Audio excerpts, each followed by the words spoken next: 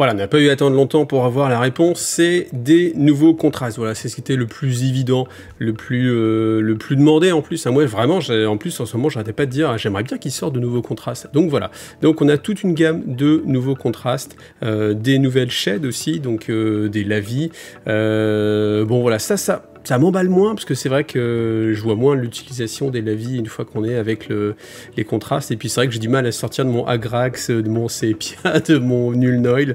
Donc voilà, il y a aussi une reformulation en fait de ceux qui existent, les New Shades, on va y revenir, mais aussi de la bombe de White Scar, elle va changer. A priori, elle va être plus lisse et plus blanche, parce que c'est vrai que quand on comparait ça par rapport à du White Scar en peau, bah ça n'avait rien à voir, on avait vraiment l'impression qu'on était sur du gris. Donc là, on a les différents teintes. Alors je vais avancer un petit peu, ça va être quand même plus sympathique de voir avec les figurines elles-mêmes. Donc on a 25 nouvelles teintes de contraste. J'ai pas calculé comment ça fait 25 x 6, ça fait 125 balles. Donc si on veut avoir toutes les teintes à tester, ça fait quand même 125, c'est un petit budget. Alors on commence, ils ont classé ça en 4 types. Celles qui sont, on va dire, flashy.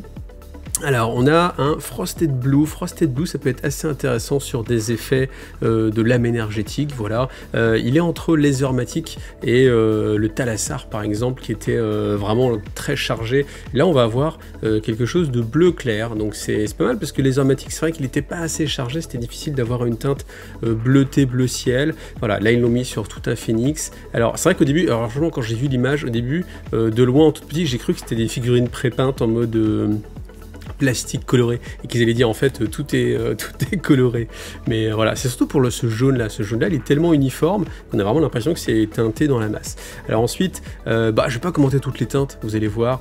Celle-ci elle a l'air vraiment assez intéressante, je dis pas ça du tout parce que c'est on se rapproche de la couleur de base de mes tyrannides, mais entre ça et le Croxigore, voilà, je pense que je vais être assez bien. Le Croxigore, il est assez proche de la Kellyanne, qui était déjà dans ces teintes un petit peu turquoise.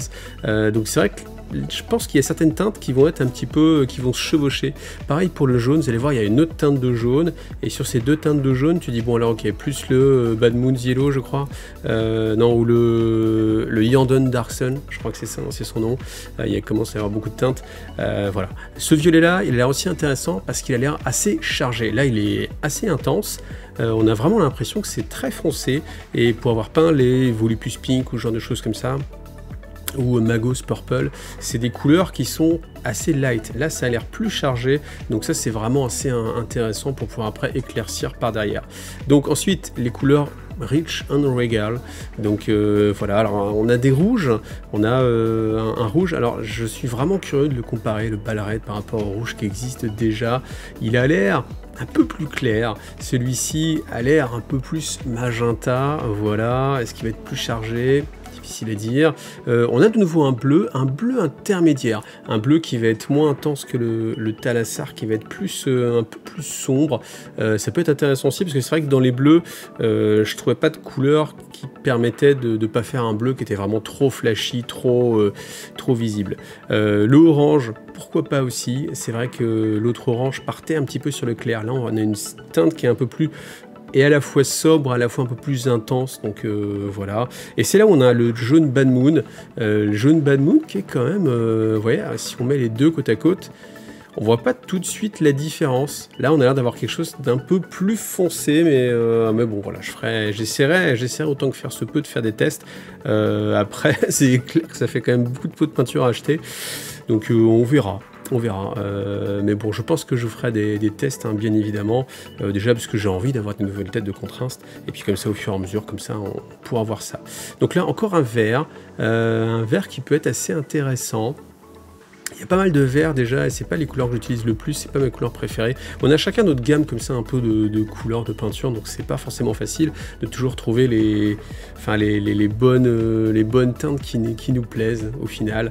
Alors ensuite, ça c'est assez intéressant aussi, c'est des couleurs éthéré, donc vraiment très pâle. Donc là pour des utilisations, alors là ils le mettent sur toute la figurine. Je pense que le but c'est pas forcément de faire ça, là c'est pour qu'on puisse voir vraiment ce que ça donne, mais je pense que c'est à utiliser bien sûr avec parcimonie.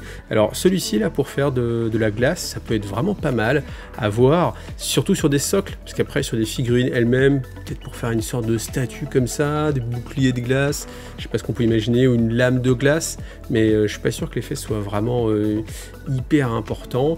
Là on a des teintes qui peuvent être assez naturelles aussi, peut-être pour de la végétation ou ce genre de choses. Ça après, pour du camo, faut trouver toujours à chaque fois les bonnes utilisations. Voilà, je pense qu'il va falloir les mixer peut-être. Après, ce qui est vraiment intéressant aussi, c'est si on se dit, bah ok, attends, je vais pouvoir mixer les contrastes ensemble pour essayer de retrouver d'autres couleurs et tout. Je pense que ça va vraiment être puissant. Cette teinte là, j'avoue comme ça là tout de suite, je trouve vraiment hyper palote. Le Queen ici, là ça peut être sympa aussi, hein, vraiment pour les fantômes, mais ça manque un petit peu peut-être d'intensité, mais voilà, ça reste que des images, ça dépend comment est réglé l'écran. Bon, on continue avec encore du jaune qui est là, qui a l'air plus épais. Hein, c'est difficile de tester, là, vraiment, là je suis d'autant plus curieux de voir ces trois jaunes côte à côte, voir ce que ça peut donner. On a un marron, alors lui il est assez étonnant, parce que je pense qu'il peut bien faire des effets un peu de soit de bois, soit de rouille, parce que vous voyez, les traits ont l'air vraiment, enfin les interstices ont l'air très peu marqués. Je trouve qu'il y a une grosse différence par rapport à d'autres contrastes sur les traits en fait. Là l'éclaircissement naturel qui se fait avec le contraste, il est vraiment très prononcé, on dirait presque de l'orange, donc à tester. En même temps il y a des couleurs, vous voyez, comme le Sigor que j'ai jamais aimé parce que je trouvais que justement il n'y avait pas vraiment de contraste. À mon avis ça c'est une teinte qui va remplacer le Sigor. D'ailleurs je serais même pas étonné que à moyen terme il y ait des couleurs en fait qui disparaissent de la gamme contraste. Ne serait-ce que parce que les présentoirs sont pas extensibles. Et là, j'ai une petite pensée pour mes collègues en magasin qui vont devoir rajouter 25 peintures dans leur présentoir qui est déjà ric-rac. Donc bah voilà, il va falloir faire des choix. Vous voyez, peut-être une couleur comme le Sigor, enfin, peut-être certains aiment bien, mais c'est vrai que moi, j'ai jamais trop aimé cette couleur. Surtout en contraste, en fait, parce que je trouvais qu'il n'y avait pas vraiment d'effet, c'était trop foncé. C'est après ce qu'on peut retrouver aussi avec le Black Legion. Alors, le Black Legion, c'est pareil. J'ai vraiment envie de le regarder par rapport à ce qu'on a déjà, à savoir le Black Templar, parce que c'est censé pour faire du noir aussi. Le Rattling Green aussi, vous voyez, c'est des couleurs assez proches. Là, c'est un gris marronné vraiment foncé. Ces couleurs-là, elles me... Bon, je suis un peu plus dubitatif comme ça parce que bon, déjà, vous voyez, elles sont assez chargées, donc ça a pas l'air très propre. Bon, après à voir aussi comment ça a été appliqué, hein.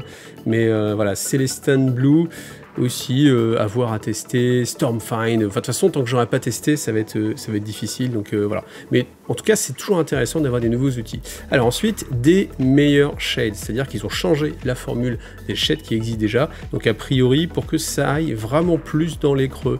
Donc peut-être quelque chose qui va se rapprocher plus de ce qu'on obtient avec l'enamel, c'est-à-dire la peinture à l'huile, quand vraiment il y a une sorte de capillarité qui fait que dès que vous avez un creux, la peinture elle est aspirée dedans et ça laisse peu d'auréole en fait. C'est un petit peu ce qu'on a l'impression de voir ici, parce que là c'est vrai que ça dépend comment ça a été employé. C'est toujours difficile d'avoir une idée. On a vraiment l'impression que c'est vraiment parti et que c'est pas du tout teinté. Alors que si on prend du Nuln par exemple, tel qu'il est utilisé actuellement, si vous le peignez partout, forcément ça va vraiment charger toute la figurine. Donc voilà, les shades aussi à tester. Qu'est-ce qu'on nous dit? On nous dit que ce blanc là maintenant, il va vous permettre, vous voyez, alors c'est pareil, là le contraste est assez fort.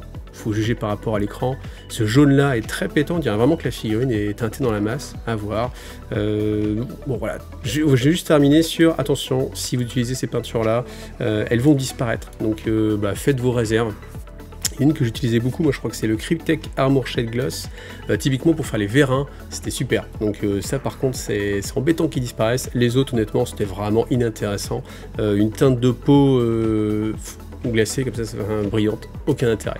Voilà, écoutez, je suis pressé de tester ça, on verra, je pense qu'il y aura des tonnes et des tonnes de vidéos, donc rendez-vous bientôt sur YouTube. Alors, je parlais pas que de moi, hein, mais je pense que tout le monde, tous les peintres pro et tout, ça va être un petit peu la folie, et honnêtement, vu que le contraste c'était quand même un gros succès, là je pense que tout le monde va attendre ça avec vraiment beaucoup d'impatience. Donc on se redit, rendez-vous bientôt pour tout plein de tests, et sans doute je pense un gros live, comme j'avais fait la dernière fois avec des potes peintres, on va tester des peintures, des choses comme ça, voilà. Merci à vous tous, et puis si vous voulez m'aider à acheter des pots de peinture, n'hésitez pas, passez sur Tipeee, ce sera un grand merci à vous. Allez, à bientôt, salut à tous.